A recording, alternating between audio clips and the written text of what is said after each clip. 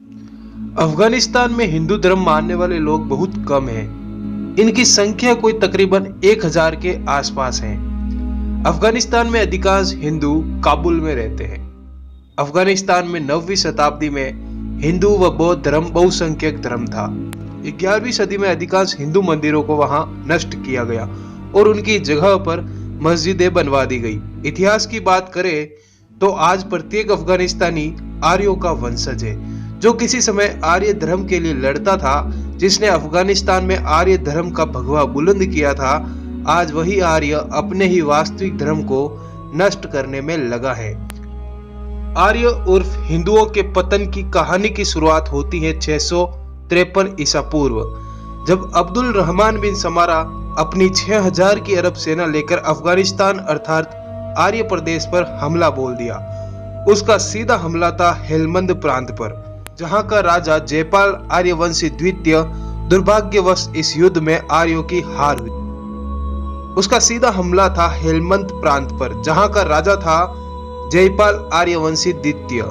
दुर्भाग्यवश इस युद्ध में आर्यों की हार हुई और अरबी मुस्लिम सेना ने हेलमंद का उस जमाने का विशाल सूर्य मंदिर को जमकर लूटा। अरब सेना के सेनापति उल उबुक इस्लाम ने भगवान सूर्य की आंखों में जड़ा हीरा निकालने के लिए उसने सूर्य मंदिर की मूर्ति को टुकड़ों टुकड़ों में तोड़ दिया।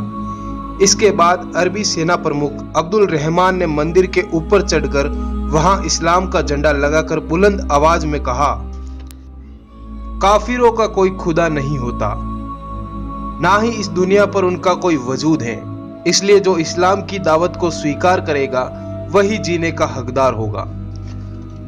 अंततः 5 साल में संपूर्ण हेलमंद प्रांत आर्य से इस्लाम में परिवर्तित कर दिया। अफगानिस्तान का इतिहास बताता है कि अरबी लोग काबुल से गंधार और हिंदू कुश तक इस्लाम का संदेश लेकर पहुंचे, जिसमें कुछ हद तक वो सफल भी हुए। अफगानिस्तान के हिंदू राजाओं ने इन मल्लेच्छों से अपनी जनता को बचाने के लिए काबुल नगर के चारों ओर ऊंची ऊंची दीवारें बनवाई। वो दीवारें आज भी काबुल में मौजूद है और देखी जा सकती हैं। आइए बात करते हैं अफगानिस्तान के हिंदू मंदिरों की।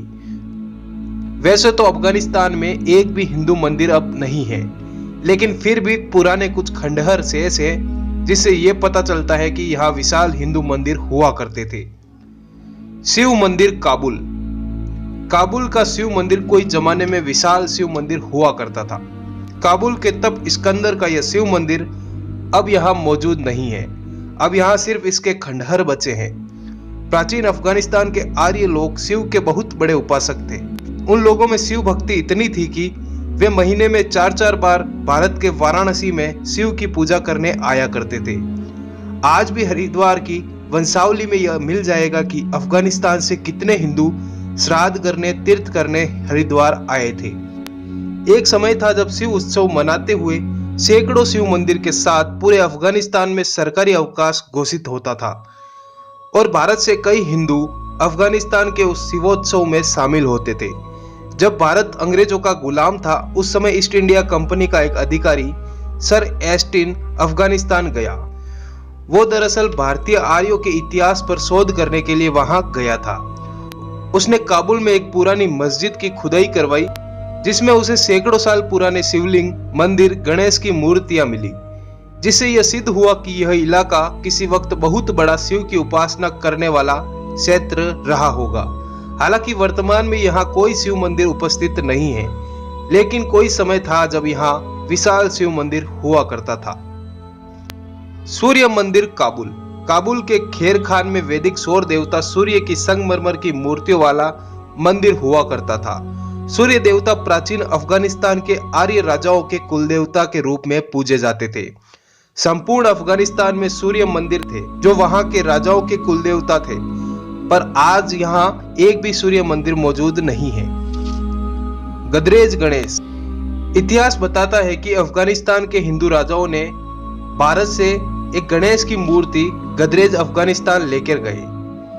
उस मूर्ति की कला इतनी प्रसिद्ध हुई कि संपूर्ण काबुल में उसको प्रसिद्धि मिली।